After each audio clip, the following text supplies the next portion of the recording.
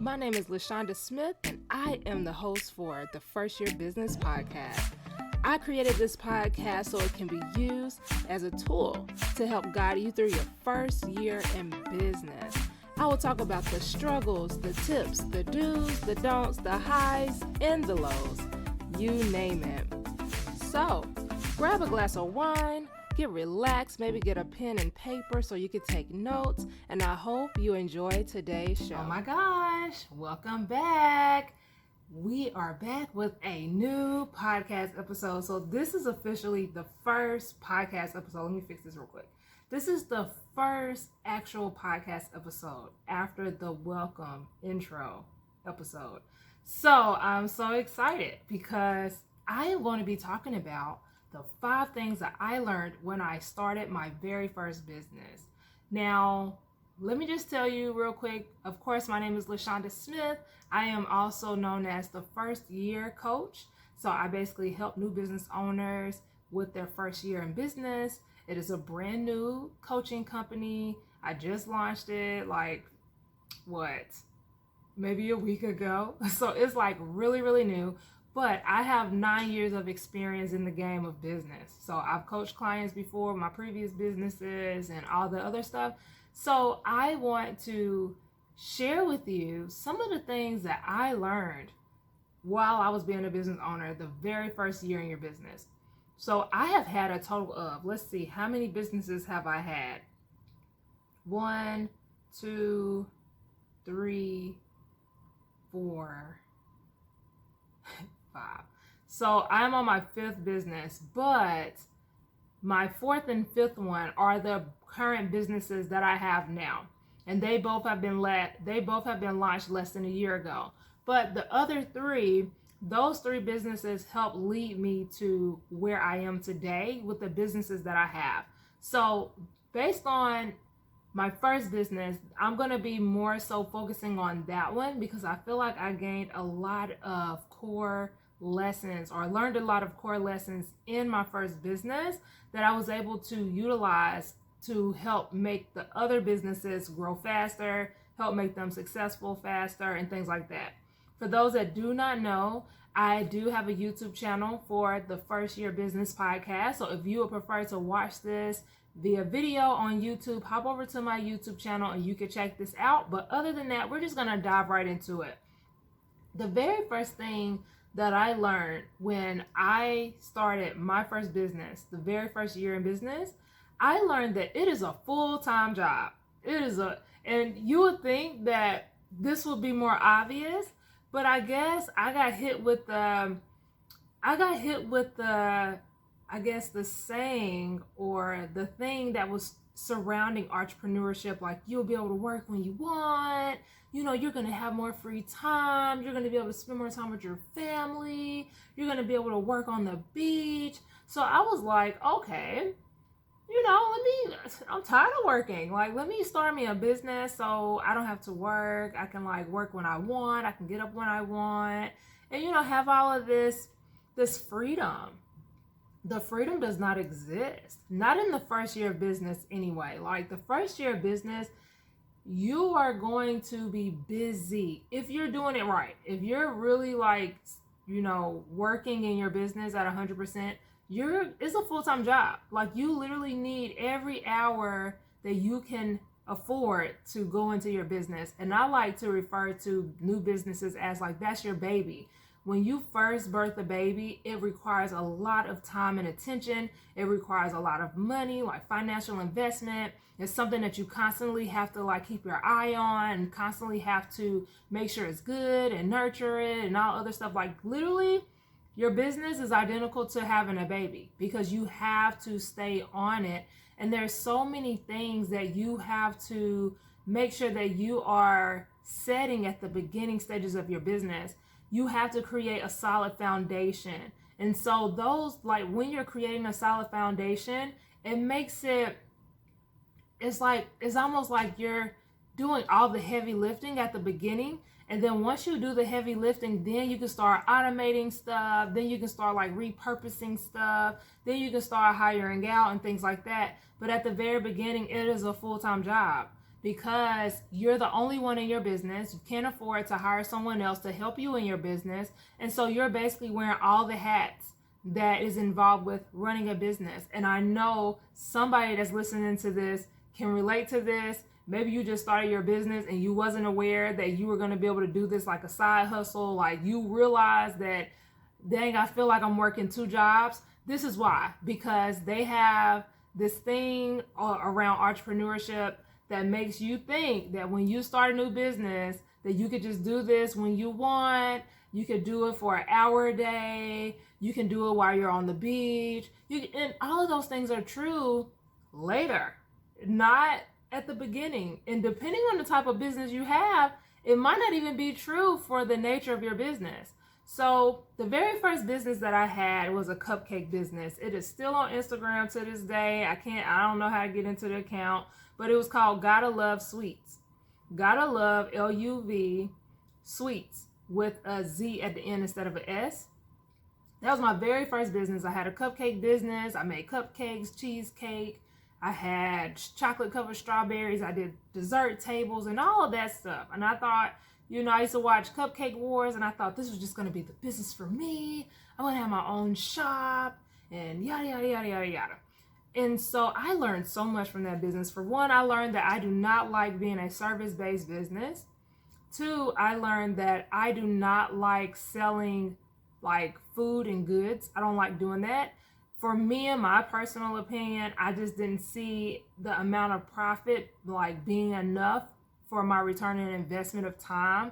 Like I was finding myself selling cupcakes for $20, $30, and then I was like negative $5, $6 after I got an order, because you have to pay for the goods, you have to pay for the, like the actual stuff to make the cupcakes with. You got to pay for packaging, you got to pay for the cupcake holders, you got to pay for like all this stuff, and it's small cost, but it adds up. And then that's not even including the amount of time it takes for you to create the product. And so it would take me like 2-3 hours to do an order, like from start to finish, and clean up afterwards. And Lord forbid I had to ship it somewhere, or not ship it, like had to deliver it somewhere. Like I was in the negative. I was being in the negative and I was not making money. And I definitely wasn't making the type of money for the amount of time that was required. Like obviously I'm not making no money if I'm being put in the negative, but I knew I wanted to hit 6 figures, and there was not going to be enough time in the day. And honestly, I just didn't have the passion enough to continue to pursue that, to try to get a storefront and all that. I think when I started my first business, I just liked the idea of having a business. And so, that's the very first thing that I learned was it's a full-time job. To get my point across, it is a full-time job. When you're starting your business, if you're in it, you're like less than a year in and you're realizing like, dang, it's going to require a lot more time. It's true. But the key to being successful with this, even if you're working for someone, is to have a solid schedule and routine. You got to have a solid routine. Oh, there's a gnat in here. You got to have a solid routine, because if you don't, then you're going to struggle. You're going to struggle trying to find time to work on your business. You're not going to have the time to do it. So that's the very first thing I learned. The second thing that I learned was and I'm going to say this for all the people in the back who are struggling with this, you are hitting the realization right now as we speak. And before we speak, you're frustrated over this. You're like, you know what? This is not what I was thinking it was going to be. You getting some animosity against some situations and some people because of this. Do not rely on your friends and family for support of your business. I'm gonna say it again. Don't rely on your friends and family to support your business. Now, I'm about to step on some toes. I'm about to hurt some feelings, and I'm about to break some hearts, but I'm going to also help you guys come to a harsh reality so that you guys can move forward. You got to move forward, okay? So the reason why you don't want to rely on your friends and family is because they're not going to support you the way you think they are going to support you. They will cheer for you at the beginning, like, oh yeah, that's so cute. You want to start your business, okay? But don't anticipate no sales from your friends and family, if they really do support you and buy from you, that is like a bonus. Like, congratulations, you did it. That's excellent. You got a good support system.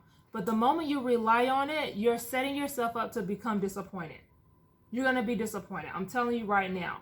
Because some people and friends and family, for one, some of them aren't on your side. Like, they're like frenemies. Or I don't know how to like break that down with family edition, but they're not for you like you think they for you. They're waiting on you to fail. And so they're definitely not going to invest any of their money to help you succeed. So that's one. And I'm not saying this is for everyone. I'm just saying that these are reasons why people may not be supporting you that you think was going to support you. Two, they may just not be interested in your business. Like, they support you as a person, but they don't need your services or your products. Like, they don't have a desire to buy anything from you. And that's okay. That's cool. You know, don't rely on that anyway. And then three, maybe they just don't have the funds to support you. Okay? Everybody ain't balling. So some people just they're not going to support you like you think. And then on another note, with relying on friends and family to support your business, all of that aside, forget all of that. If you're relying on your friends and family to support you, then you don't have a solid plan and marketing plan for your business. Because 9 times out of 10, your friends and family are not your target audience for your business. I can guarantee you Keisha is not your target audience. It would be great to get some money from Keisha, but your cousin is not your target audience. So you really need to get clarity on who you are targeting.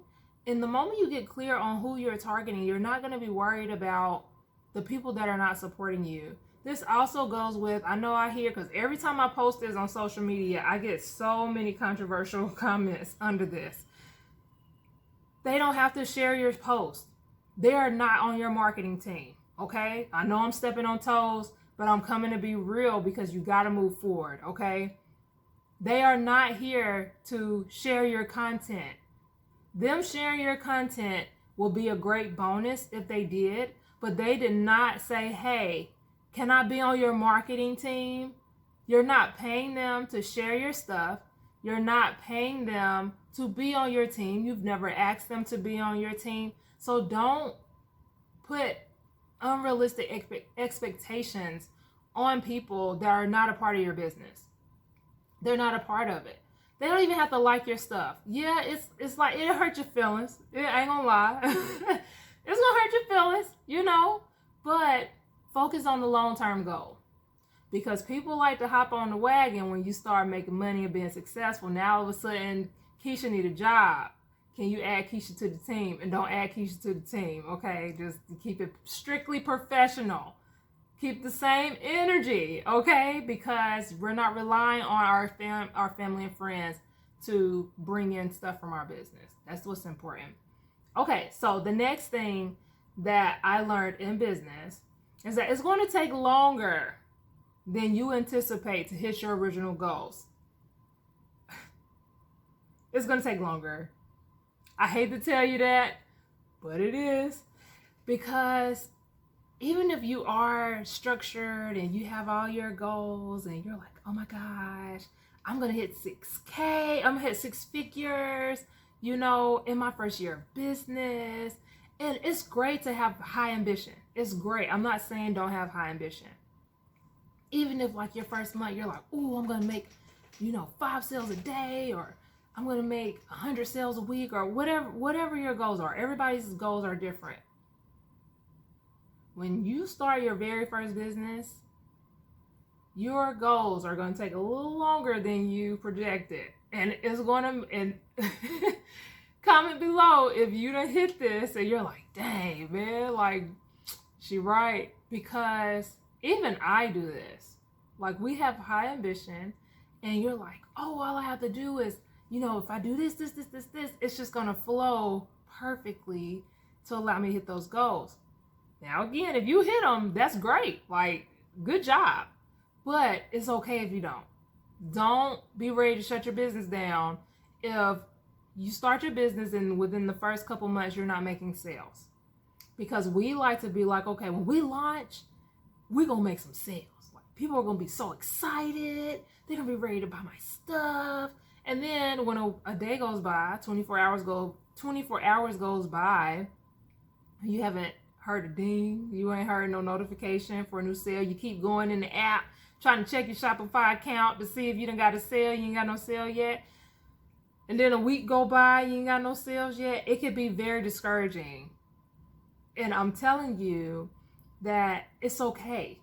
It's okay if you don't hit your goals originally, if you don't get your following count originally. It's okay if you don't make a sale for the first month or two.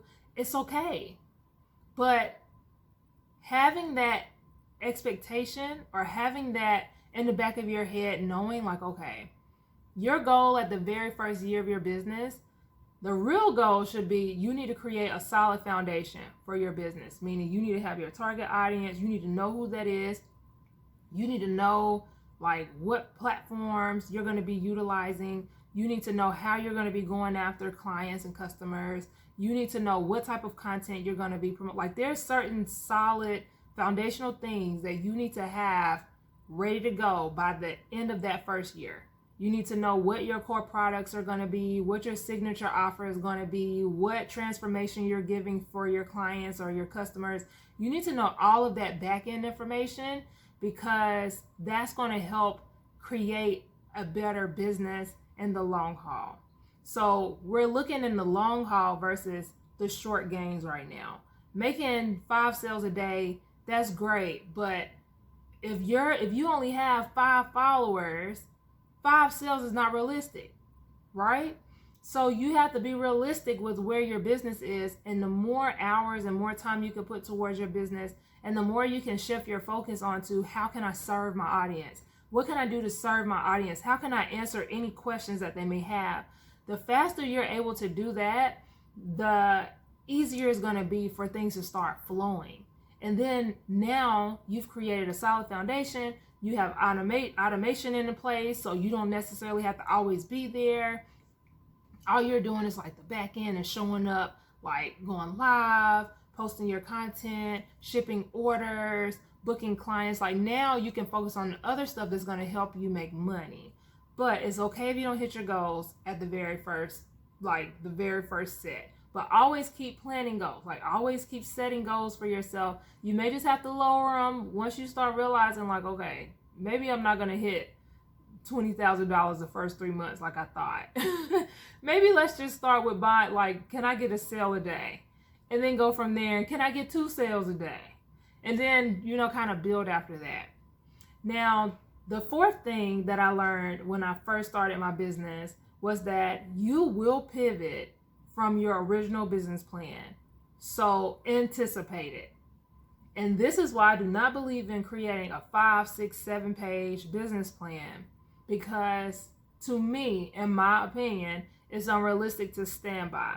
It is very unrealistic. You don't really know what you're going to learn, what lessons you're going to learn within that first year. And so it's hard for you to pivot from a solid business plan that you've created.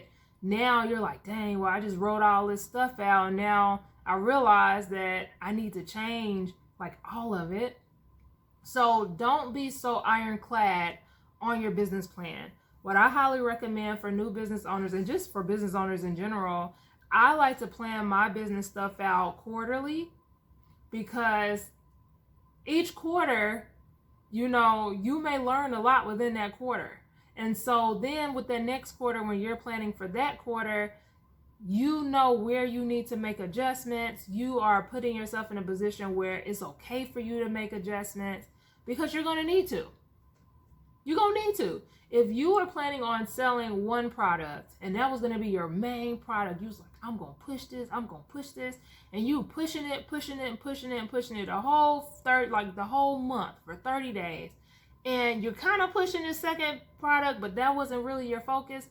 And you realize that even with little effort, this one is like just taking off. It's just, I don't know what it is about this one. This one ain't moving, But this other one that I wasn't even paying attention to is like just skyrocketing in sales and engagement and this and that. Then your pivot may need to be, I need to swap my offer focus. Like I need to be focusing on getting more sales over here and maybe bring the one I thought was going to do well, maybe pull that one back a little bit. So that's what I mean when I say pivoting. Maybe you thought, okay, if I post 4 times on Instagram per day or 5 times per week, that's going to bring me this amount of followers per week. That's going to bring me this amount of followers per month. And you like got this whole solid plan for your marketing on how you're going to be growing on Instagram. And then you just so happen to try out TikTok and you're going viral, like on a consistent basis. So a pivot might be, let me shift my focus from Instagram to TikTok, because TikTok is making me more sales, is bringing me more followers, is giving you a better return on your investment, and you don't feel locked into, dang, I still need to be producing 5 pieces of content on Instagram. You can switch to producing maybe 3 pieces of content on Instagram and producing 5-6 pieces of content on TikTok instead, because you're actually getting results on that platform. So those are just some examples of ways that you can pivot in your business plan. But be prepared to pivot in your business plan, because it's only a matter of time before it is going to happen where you're going to need to pivot. So I'm going to pause real quick because I want to go ahead and talk about our sponsor for today's podcast. And today's podcast is not sponsored, but the reason why I'm saying that is because if you offer services, products, or programs for business owners who are interested in, and you're interested in like actually sponsoring one of my future podcast episodes, stay tuned for future podcast episodes where I'm going to give you updates on how you can become a sponsor. Because I do want to have people come on where they can offer their business services, where they can offer their programs that are going to be very beneficial for first-time business owners. So just stay tuned for the details in reference to that. Also, while we're on the topic of future opportunities, are you a business owner who would like to be a guest speaker on a future podcast episode? I would love to have guest speakers on here and talk about your experience as a business owner, what it was like for you your first year in business. And I'm going to be offering guest speaking opportunities on my podcast as well. So if you're interested, all you have to do is email me at info@lashawnda.smith.com and I'll add you to my speakers list. So that is again info@Lashawnda Smith, that's LASHAWNDA Smith.com, to be added to my speakers list. And I actually have a email for the podcast, so I'll probably tag that one as well. But for now, you can use that one and I'll add you. But back to our topic, the different things that I learned when I first started my business. The last thing that I learned when I started my first business, I kind of said this already, is that I knew that service business was not for me. I knew that was not for me. I have 2 boys. I have 2 boys at the time, they were really young. So they were maybe like 2, and when I had the cupcake business, they had to be like, let me go back. My oldest at the time was maybe 3, and my youngest at the time was maybe like 6 months, 7 months. He was definitely under a year because he wasn't walking and stuff like that when I first started. And I was like, I need something where I can make a higher amount of money without it being involving my time. And if it is going to involve my time, it's going to have to be way more than $20, for a 4 or 5 hour task. So I knew that service-based business was not really for me at that moment because my time was very limited with having 2 small kids.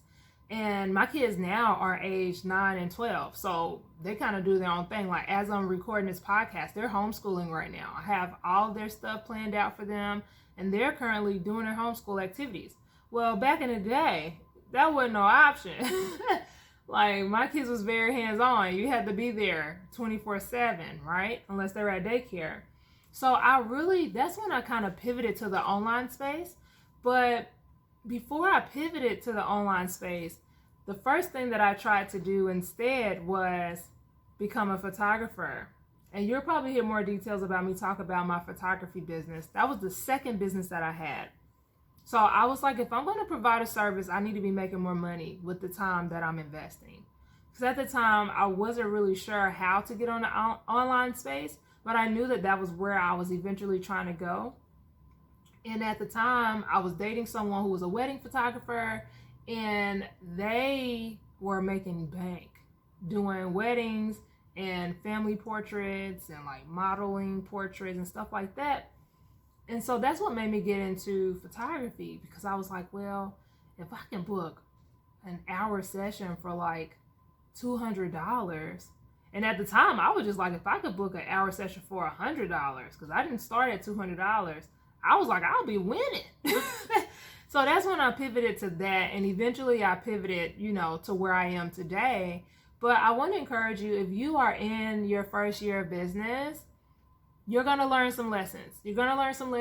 And I'm going to even tell you, because I had this when I decided I didn't want to do the cupcake business, I really struggled with deciding to close down my business because I didn't want people to see me as a failure, right? I'm like, I don't want them to think like, oh, she quit her cupcake business, but it was in my best interest. And so I had to kind of put my pride to the side and make a business decision that made sense for me. And so that's what I did. But your first year of business is really going to give you the opportunity to find out, is this a passion project? Is this a hobby? Or is this something that you can see yourself doing long term? Is this something you can really see yourself doing? Because I thought I was going to be able to see myself doing cupcakes and dessert tables.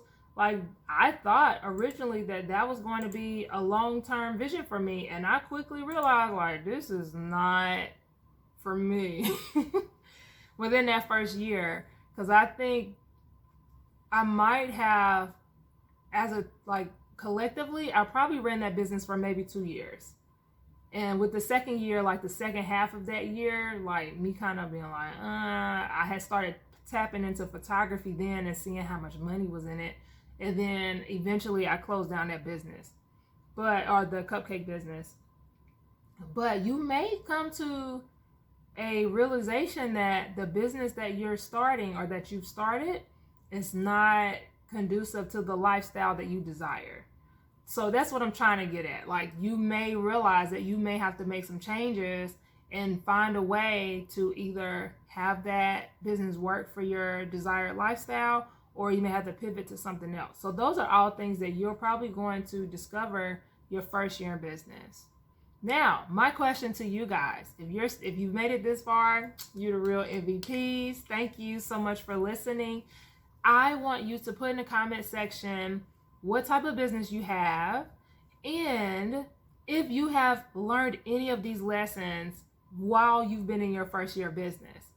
And if you haven't learned, let's say you've learned that, but you've learned something else that you feel a first year business owner will benefit from, put it in the comment sections, because we need to help each other out. Like, what are some things that you learned while you've been on your journey of business that can help someone else? Save them the struggle, the issue of having to learn the hard way. Like, let them know in the comment section. So that way, this can really be a helpful podcast episode for anybody that's just starting out and they just need advice. Like, they need help. They're realizing some things are not going the way they thought they were going to go. So that's going to be really helpful for them. Now, I hope you guys enjoyed this podcast. Like I said, I'm going to be uploading a new podcast every Monday. So stay tuned till next Monday so you can get my second episode.